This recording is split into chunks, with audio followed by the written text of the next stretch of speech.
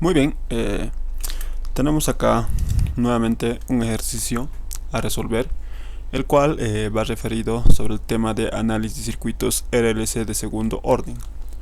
Eh, para ello tenemos este enunciado que nos dice que la respuesta de escalón de un circuito RLC en paralelo es, en este caso tenemos acá la tensión de ese circuito RLC en paralelo, como respuesta tenemos acá en función del tiempo, nos dice que tiene toda esta respuesta, pero esta respuesta está dada siempre, hay que tener en cuenta para tiempos mayores a 0 para el análisis, ¿no? Y acá lo especifica. Y acá me da la condición cuando el inductor es de 500 mHz. Ahora nos pide determinar el valor de la resistencia y el valor del capacitor. Entonces, esto es muy parecido al anterior ejercicio que se ha resuelto, también está en el canal. Entonces acá le vamos a dar solución.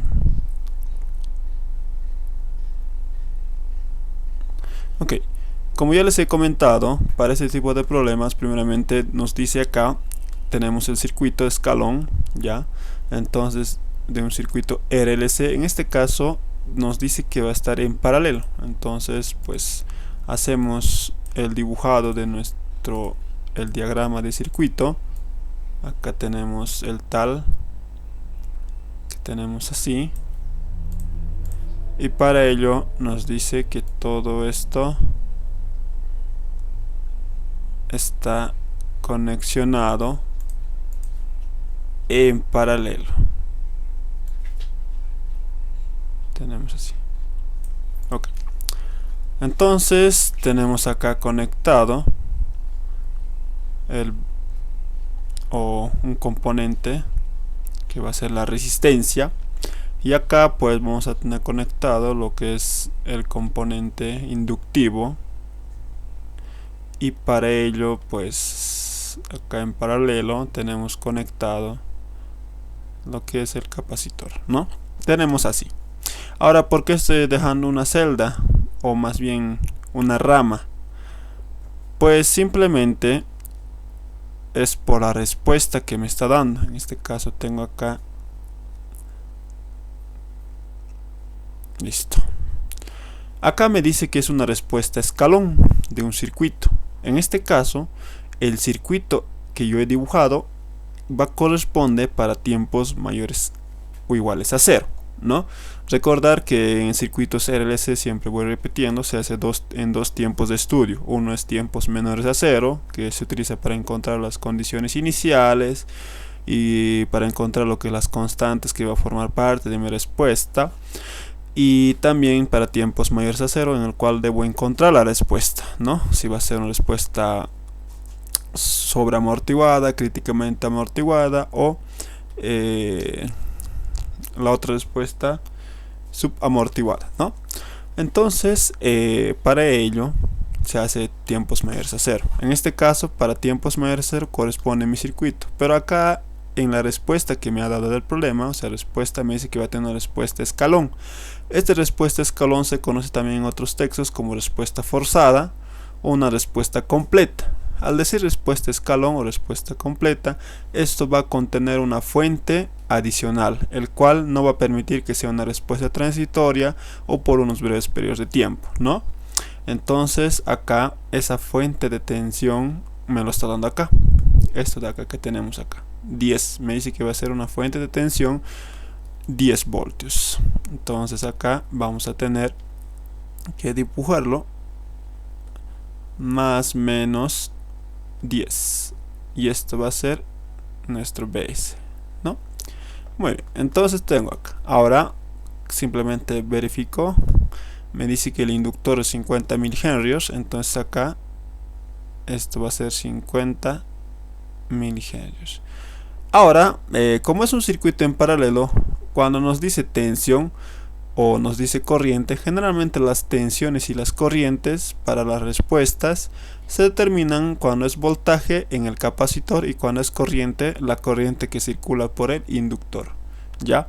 Entonces, como acá me está dando el voltaje, entonces yo puedo indicar que el voltaje que yo voy a encontrar va a ser en este punto, en el capacitor. el voltaje en el tiempo, que sería esta respuesta que se ha obtenido, ¿no? Pero como es un circuito en paralelo, entonces este voltaje para tiempos mayores a 0 con esta respuesta pues va a ser igual tanto para el inductor y para el resistor, ¿no? Entonces hay que tener este criterio más. Listo. Ahora con estos datos me pide determinar lo que es R y C. Muy bien. Ahora lo siguiente que les había mencionado también en el anterior ejercicio, que es muy parecido a esto, se debe conocer qué tipo de respuesta estamos estudiando, ¿no? En este caso, como podemos ver, el tipo de respuesta a la que pertenece, pues hay tres tipos de respuesta. Les menciona dependiendo al cálculo o al valor que te salga de lo que es la frecuencia de Neper y la frecuencia omega sub 0, ¿no? Entonces, en este caso, como podemos ver la ecuación, pues simplemente pertenece a una respuesta subamortiguada, ¿no? Subamortiguada. Entonces acá, viendo yo mi respuesta y la forma que tiene, pues va a pertenecer a una respuesta, acá se lo estoy poniendo,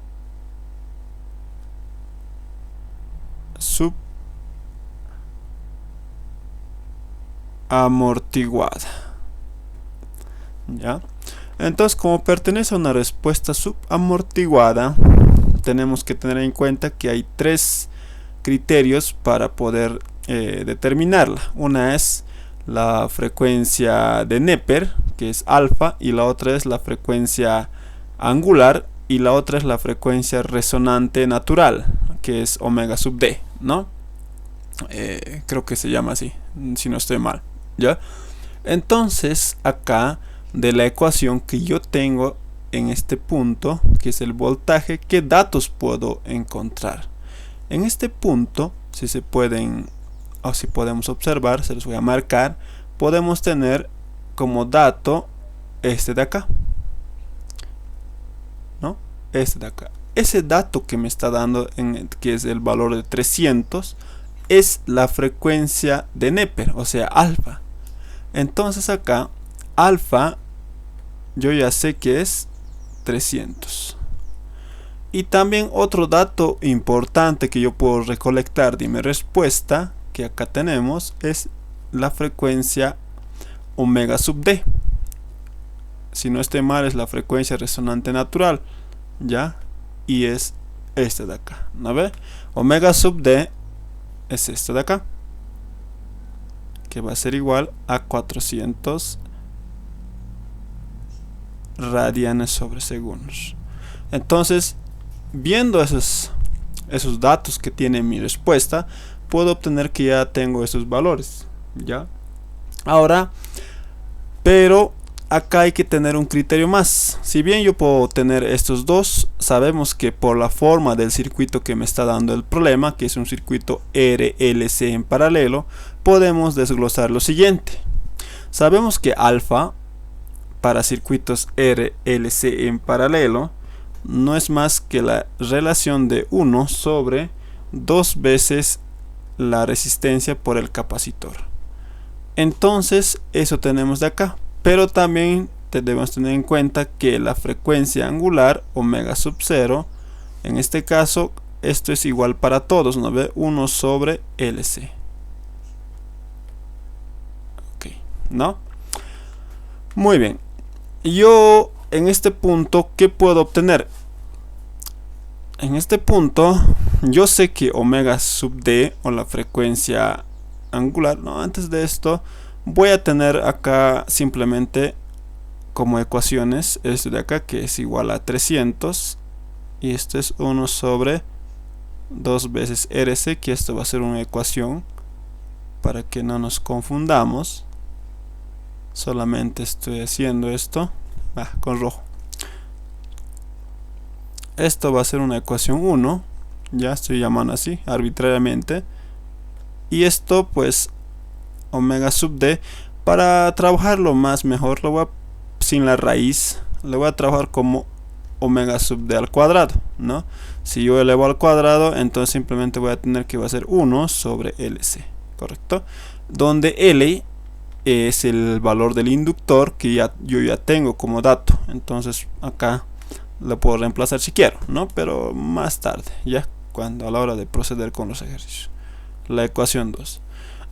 Ahora, de acá, omega sub d, yo puedo entender que para encontrar omega sub d, a ver qué relación tenemos. Omega sub d es igual a ¿qué? Omega sub d no es más que la relación de raíz cuadrada de la frecuencia omega sub 0 al cuadrado menos la frecuencia de Neper elevada al cuadrado. ¿Correcto? Y de acá, haciendo la relación, yo sé que alfa para mí vale 300, ¿no ve? Entonces yo puedo simplemente acá reemplazar el valor que me está dando del dato de la respuesta, que es la tensión, que la frecuencia de Neper tiene 300. Entonces cuidado con el signo menos, ¿no? El signo menos no entra acá, porque recordar que la ecuación para una respuesta subamortiguada contiene el signo menos en su ecuación. Así que la respuesta simplemente es alfa 300. Cuidado que le pongo un signo menos, ahí sí estaríamos en problemas, ¿no? Entonces acá simplemente va a ser igual a esta relación omega sub 0 al cuadrado, que no sé cuánto vale, y esto va a ser igual acá, que va a ser 300 elevado al cuadrado. Ahora acá también puedo entender lo siguiente: como ya tengo omega sub d, por reemplazarlo acá, que esto es 400, y simplemente puedo tener esto. Ahora, pero ustedes también tendrán que tener en cuenta que si yo elevo 400 al cuadrado, la raíz va a desaparecer, y de tal forma que desaparece esta raíz, yo puedo hacer lo que es la relación y tener que despejar omega sub 0 al cuadrado, y así poder encontrar omega sub 0 al cuadrado. Si yo hago el despeje de omega sub 0 al cuadrado, voy a tener que va a ser igual a 400 al cuadrado más 300 al cuadrado. Y de esto puedo obtener que si yo elevo 400 al cuadrado más 300 al cuadrado, voy a obtener que va a ser igual a un valor de que omega sub 0 va a tener un valor de 2000, o más dicho 250 por 10 a la 3, ¿no? O sea 250.000, ¿no? Pero simplemente lo voy a poner por 10 a la 3 para simplificar. Entonces, como ya tengo omega sub 0 al cuadrado, simplemente acá lo que voy a hacer es reemplazar en la ecuación 2 este dato de acá. Como ya tengo omega sub 0 al cuadrado, puedo reemplazar acá en donde está lo que es el... A ver, voy a verificar, este es 400. Sí, reemplazar acá en omega sub 0 al cuadrado en la ecuación 2, ¿no? Entonces, si yo reemplazo, me va a quedar lo siguiente: el capacitor voy a tratar de despejarlo reemplazando en la ecuación 2. Entonces, si yo despejo, me va a quedar lo siguiente, ¿no? Que va a ser 1 sobre L, que L es el valor del inductor, que vale, ¿cuánto vale? Él tiene el valor, pues tiene un valor de 50 milihenrios, que va a ser por 10 a la menos 3 multiplicado por el valor. Estoy despejando el capacitor, entonces omega sub 0 va a pasar a dividir, entonces acá va a ser igual a 250 por 10 a la menos 3. Entonces de acá yo puedo obtener el capacitor. Entonces simplemente va a ser 1 sobre 50 por 10 a la menos 3 multiplicado por 250 por 10 a la 3. Y esto me va a dar el valor de 80 microfaradios. Entonces de esta manera yo obtengo el primer valor del que me está pidiendo, o al menos el valor de uno de los componentes, que sería el capacitor, ¿no? Bueno, entonces ya teniendo el capacitor, haciendo la relación de la ecuación 2, hemos reemplazado omega sub 0 al cuadrado, que nos ha dado de 250 por 10 a la menos 3, haciéndola mediante lo que es la relación de omega sub d, que es igual a lo que es la frecuencia angular al cuadrado menos la frecuencia de Neper al cuadrado.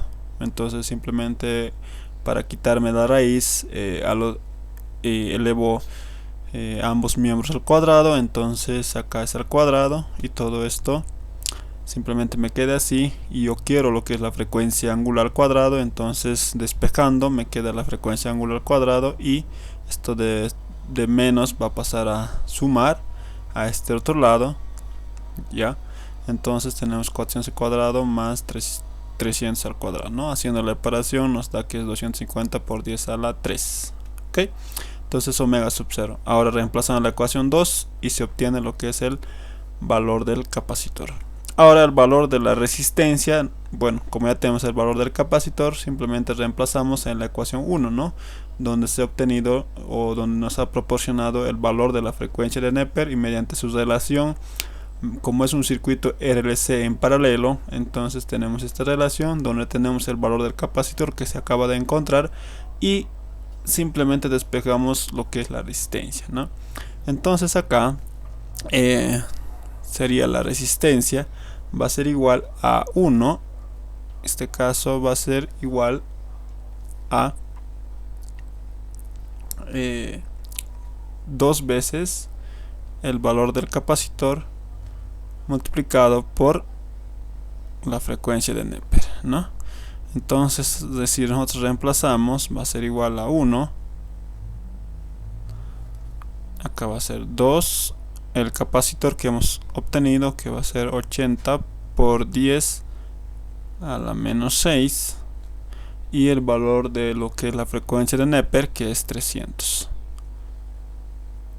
Y haciendo toda esa operación me va a dar que la resistencia, que es 1, 2 por 80 por 10 a la menos 6 multiplicado por 300, me sale un valor de 20.83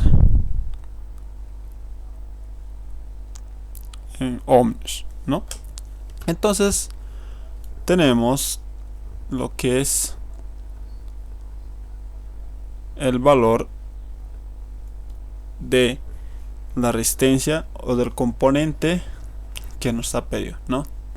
Muy bien, entonces como pueden ver, acá es más sencillo que el anterior ejercicio, ¿no? En este caso simplemente era utilizar lo que es los datos y de ahí trabajar, ¿no? Como conocer cuáles son lo que es la frecuencia de Neper, omega sub d y omega sub 0, y el comportamiento en circuitos RLC en paralelo, y también conocer qué tipo de respuesta nos está proporcionando el problema. Entonces, viendo esas mismas relaciones o aplicando sus relaciones, se obtienen lo que es la respuesta. Muy bien, espero que les haya servido el video, y con esto estaríamos concluyendo la respuesta a este problema. Bueno, no olviden en ayudarnos con una suscripción para poder seguir subiendo más contenido de este tipo de problemas, y más de lo que es referido a lo que es circuitos eléctricos. Bueno, hasta pronto.